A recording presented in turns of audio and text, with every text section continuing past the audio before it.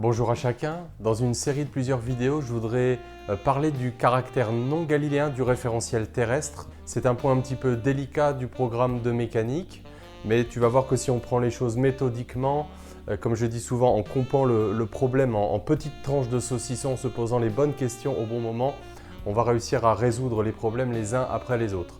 Donc le but de cette vidéo, c'est d'apprendre à énoncer correctement le principe fondamental de la dynamique dans le référentiel terrestre considéré comme non galiléen et de définir correctement le poids. Ensuite, dans d'autres vidéos, comment on peut mettre en évidence l'effet de la force de Coriolis dans le référentiel terrestre non galiléen. Donc j'ai déjà posté une vidéo sur le pendule de Foucault. Je vais en poster une autre sur la chute vers l'est, donc exercice très classique qui est pratiquement dans tous les cours de mécanique. Et puis j'ai également mis déjà des vidéos sur la statique des fluides en référentiel non galiléen. Qu'est-ce qui se passe quand on met un liquide en rotation autour de son axe avec la forme parabolique, le paraboloïde que prend la forme de la surface libre. Et j'ai déjà fait également une autre vidéo sur la centrifugation des gaz, donc là aussi sur les référentiels non galiléens. Mais aujourd'hui je reviens un petit peu aux bases. Donc on va parler du référentiel terrestre non galiléen et puis j'ai aussi oublié de dire que je ferai des vidéos sur les marées. Donc le référentiel terrestre, ce qu'on appelle le référentiel terrestre ou le référentiel du sol, c'est le référentiel comme on dit souvent du laboratoire. Donc on prend une origine à la surface du sol et on met trois axes. J'ai dirigé X vers l'est, et Y vers le nord et Z, donc c'est ce qui pointe vers le haut. Pour un observateur du sol, ce qu'on appelle souvent la verticale locale. Je crois que tu vas voir que dans cette vidéo, le poids n'étant pas dirigé rigoureusement vers le centre de la Terre, il y a une petite approximation déjà derrière cette appellation verticale locale. Alors pour bien voir ce qui se passe, on dessine le référentiel géocentrique, donc le référentiel géocentrique qui lui est centré sur le centre de la Terre, qui est en translation par rapport au référentiel de Copernic, c'est-à-dire que ces axes gardent une direction fixe. Par rapport à ceux de Copernic, généralement, on prend un des axes du référentiel géocentrique sur l'axe des pôles géographiques. Donc ici, tu as le pôle nord géographique, le pôle sud géographique. Et attention, la Terre tourne dans le référentiel géocentrique, mais elle ne tourne pas, évidemment, dans le référentiel terrestre, puisque le référentiel terrestre, il est fixé au sol. Alors ici, tu as la définition de ce qu'on appelle la latitude lambda. Donc c'est un angle compris entre moins pi sur 2 et pi sur 2, positif pour l'hémisphère nord, négatif pour l'hémisphère sud. Donc, il nous permet de repérer un point à la surface de la Terre. Et donc, c'est ce qu'on appelle la latitude. Et on va voir que cette latitude va jouer un rôle important. Donc, c'est bien de placer le référentiel terrestre par rapport au référentiel géocentrique, parce qu'on va voir que le référentiel terrestre n'est pas galiléen. Alors, comment reconnaître si un référentiel est galiléen ou pas? Un référentiel est galiléen si et seulement si il est en translation rectiligne uniforme par rapport à un autre référentiel galiléen. Ici, le référentiel galiléen qu'on va prendre, c'est le référentiel géocentrique. Quand on étudiera les marées, on verra qu'il n'est pas rigoureusement galiléen, le référentiel géocentrique. Mais on va faire cette approximation-là. Donc, le référentiel géocentrique galiléen et le référentiel terrestre donc n'est pas galiléen parce que comme il est lié au sol, eh bien, il est lui-même donc en rotation avec un vecteur oméga. Donc, si j'appelle grand Z ici l'axe des pôles, le vecteur rotation du référentiel terrestre, c'est le vecteur rotation de la Terre autour de l'axe des pôles, donc avec une norme qui est la vitesse angulaire de rotation. Donc oméga, c'est 2pi sur t. Alors en toute rigueur, t, ce serait le jour sidéral et non pas le jour solaire. On peut en première approximation prendre le jour solaire. Donc le jour solaire, c'est 86 400 secondes, donc 24 heures de 3600 secondes. Le jour sidéral, c'est un tout petit peu plus petit. 86 164 secondes, puisque tu sais que la Terre, elle fait un tour sur elle-même en un petit peu moins que 24 heures. Bref, ça ne nous empêchera pas d'estimer la valeur de oméga. Donc le référentiel du sol n'est pas galiléen en toute rigueur, mais il est en rotation par rapport au référentiel géocentrique qui lui sera considéré comme galiléen. Alors, pour définir correctement le poids, on fait ce qu'on appelle l'expérience du fil à plomb. Expérience du fil à plomb très simple. Donc on prend une ficelle, au bout on met un poids quelconque et on regarde la direction que prend cette ficelle à la surface du sol. Et pour un observateur du sol, définir le poids, c'est très très simple. On va dire que donc, la masse fois l'accélération du plomb dans le référentiel terrestre, donc le référentiel du sol, ce que j'appelle référentiel terrestre, ce n'est pas le référentiel géocentrique, mais c'est le référentiel lié au sol non galiléen. Donc c'est P plus T pour un observateur du sol. Et donc évidemment le plomb est à l'équilibre. Donc on pourra dire que le poids c'est l'opposé de la tension du fil tout simplement. Alors ça c'est en raisonnant, voilà, comme si j'allais dire on raisonnait dans un référentiel galiléen pour un observateur du sol. Il définit le poids de cette façon. Alors bien évidemment, nous, on va se servir des outils qu'on a développés dans le cours de mécanique pour la dynamique en référentiel non galiléen pour voir ce qu'il y a dans le poids. Donc de manière plus fine, nous, on va faire comme si on ne sait pas ce que c'est que le poids. Et donc, le système, ça va être donc le plomb, considéré comme un point matériel, le référentiel, donc le référentiel terrestre associé lié au sol, donc non galiléen, parce qu'en rotation par rapport à un autre référentiel galiléen qui est le référentiel géocentrique, le bilan des forces. Donc évidemment, là, on ne va pas mettre le poids parce qu'on fait comme si on ne savait pas ce que c'était que le poids. Donc on va dire qu'il y a la force de gravitation de la Terre, donc la masse fois donc, le champ de gravitation exercé sur le point P, donc moins G, la constante de gravitation universelle, masse de la Terre, masse de l'objet sur le rayon terrestre au carré fois le vecteur UZ, donc le vecteur UZ qui est ce vecteur-là. Hein, donc ça c'est le terme principal de gravitation. Il y aura la tension du fil, donc ça ce sont les deux forces vraies. Et puis il y a les forces d'inertie, d'entraînement et de Coriolis, puisque le référentiel terrestre étant non galiléen, on doit rajouter les pseudo-forces d'inertie. Donc la force d'inertie d'entraînement. Alors, tu connais peut-être cette formule par cœur, m oméga carré hm, c'est-à-dire moins la masse de l'objet fois l'accélération d'entraînement du point P. Alors pour ceux qui sont dans la filière PC, il faut qu'ils sachent interpréter l'accélération d'entraînement en termes d'accélération du point géométrique coïncident dans le référentiel géocentrique, donc j'en dis un mot. Donc le point P, il est pratiquement confondu avec le point O à l'échelle de la Terre. Le rayon de la Terre, c'est 6400 km.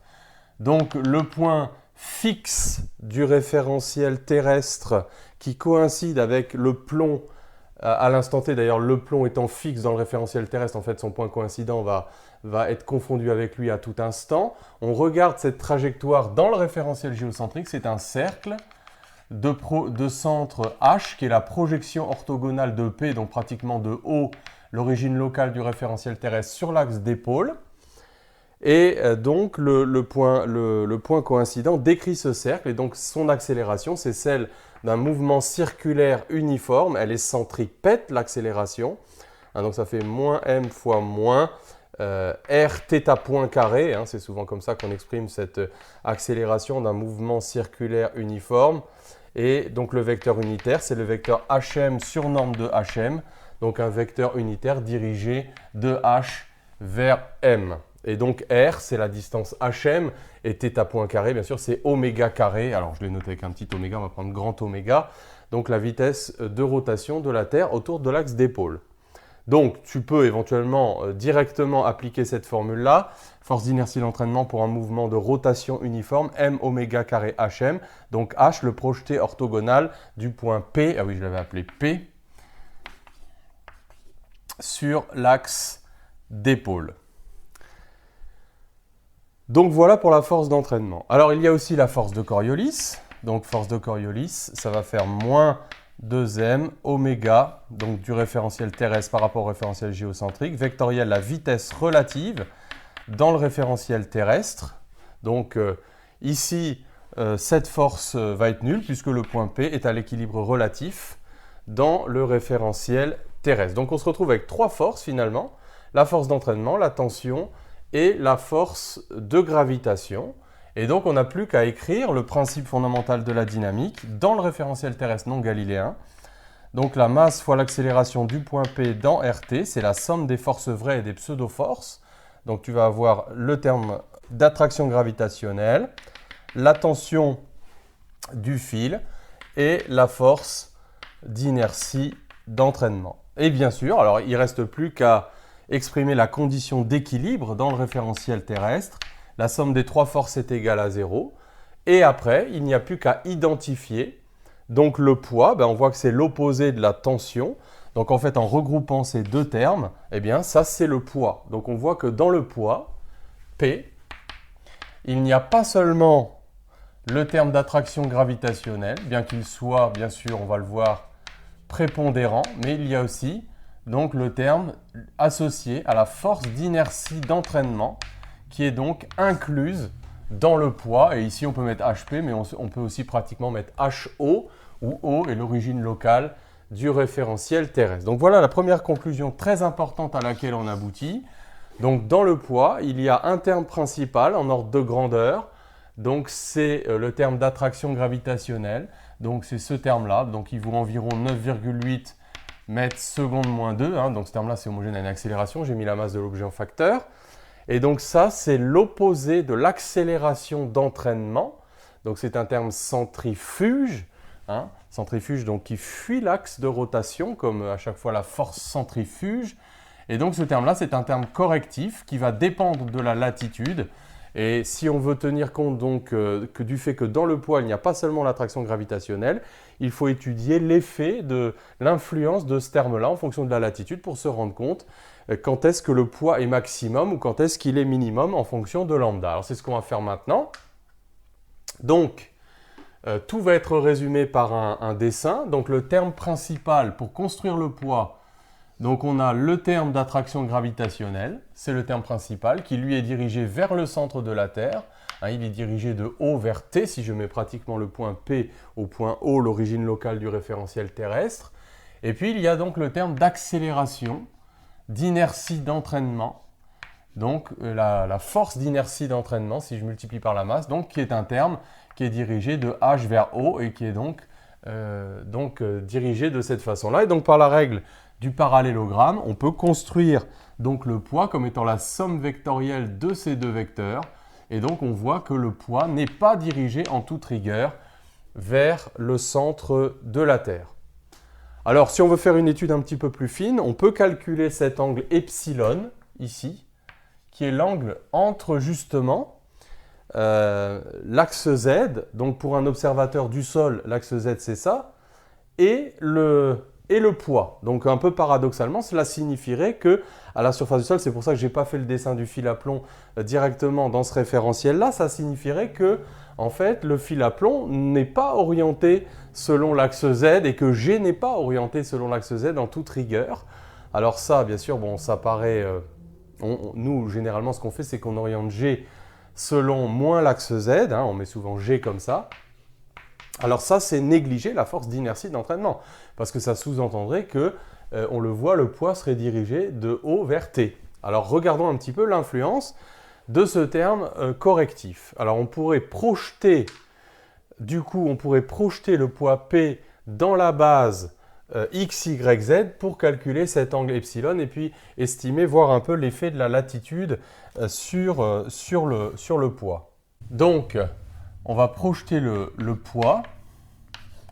Alors, le terme, donc dans la base X, Y et Z, donc le terme principal, c'est bien évidemment le terme d'attraction gravitationnelle, donc moins G, la masse de l'objet, la masse de la Terre, divisé par RT au carré.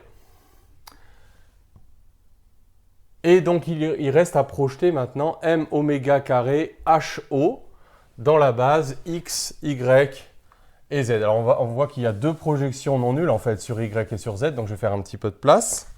Alors, on pourrait déjà regarder que vaut la norme de M oméga carré HO. Ça, je te conseille de le faire parce qu'il y a en quelque sorte une double projection. Il faut d'abord avoir la distance HO et ensuite projeter la norme de ce vecteur dans la base YZ. Donc, tu peux faire ça en deux temps. Donc, HO, dans ce triangle rectangle ici, tu projettes l'hypoténuse qui est le rayon terrestre. Donc, ici, tu retrouves, là, tu as l'angle pi sur 2 moins lambda. Donc, HO, tu l'as aussi ici. Donc, tu vois que ça fait RT cosinus lambda.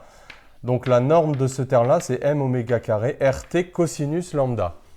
Donc c'est la norme de ce vecteur rouge ici, la force d'inertie d'entraînement. Et maintenant, il faut projeter ça orthogonalement dans la base locale, donc sur Z et sur Y. Donc tu vois que la projection sur Z est positive, tu vois que la projection sur Y est négative. Alors tu retrouves la latitude ici.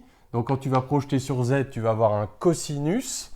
Donc tu vas avoir m oméga carré RT, donc cos fois cos, cos carré lambda. Et puis sur y, ça va faire moins petit m oméga carré RT cosinus lambda et sinus lambda. Et donc sur x, ça fait 0. Donc là, on est dans la base locale x, y et z. Alors bien sûr, même sans faire cette projection, on peut déjà voir où le poids va être minimum et où il va être maximum, où l'influence de cette force d'inertie d'entraînement va être maximum et là où elle va être minimale. Donc si on prend un point à l'équateur, donc on a ici le terme d'attraction gravitationnelle et la force d'inertie d'entraînement qui est dirigée en sens contraire. Donc on voit que le poids va être minimum à l'équateur. Au contraire, quand on est sur l'axe de rotation, c'est-à-dire sur les pôles, par exemple au pôle Nord, on n'a qu'un terme d'accélération, de force d'attraction gravitationnelle et le terme centrifuge est nul puisqu'on est sur l'axe de rotation. Le point H est confondu avec le point O. Donc le poids est maximal au pôle et il est minimal à l'équateur. Évidemment, donc, il grandit en norme de plus en plus quand on se rapproche de l'équateur, donc quand lambda augmente, alors que ce soit en valeur absolue, donc vers le pôle sud ou vers le pôle nord.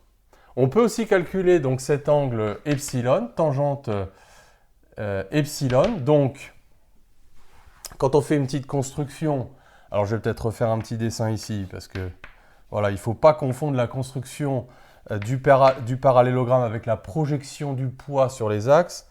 Hein, ça, par expérience, voilà, c'est une petite difficulté. Donc, bien comprendre comment on projette le poids.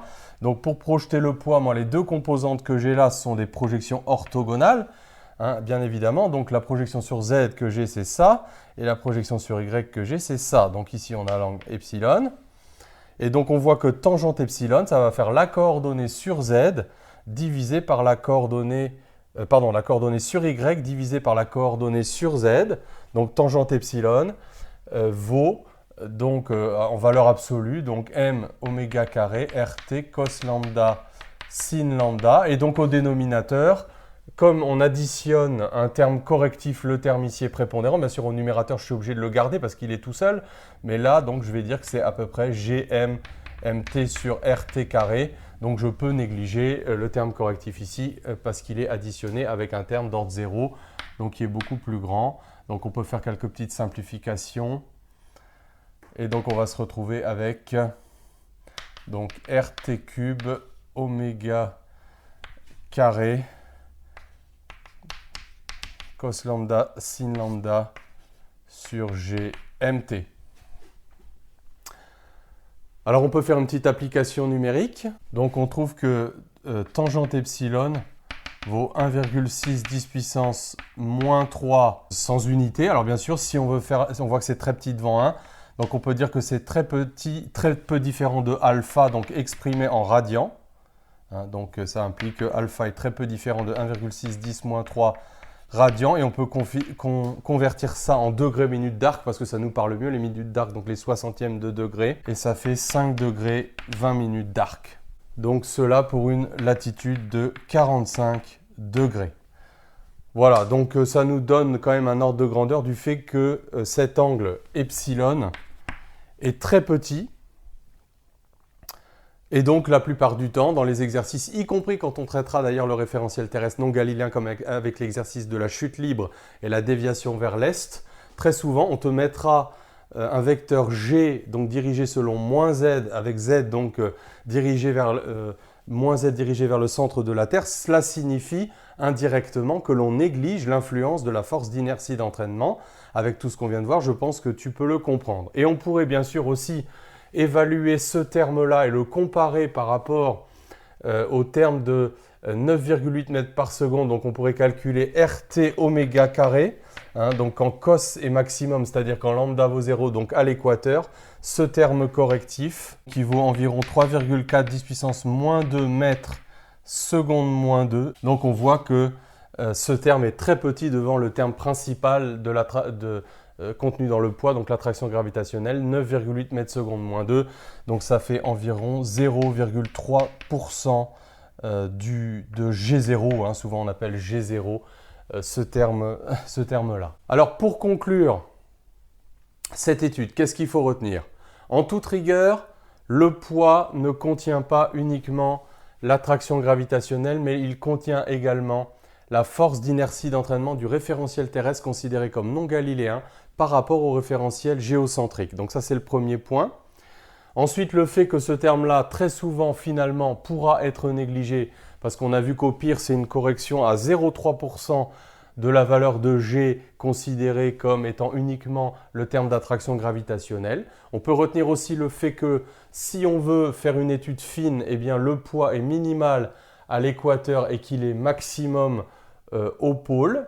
Et puis donc, il y a ces petites projections-là qui ne sont pas inintéressantes, mais la conclusion la plus importante, c'est comment on va énoncer le principe fondamental de la dynamique dans le référentiel terrestre si on considère celui-ci comme non galiléen.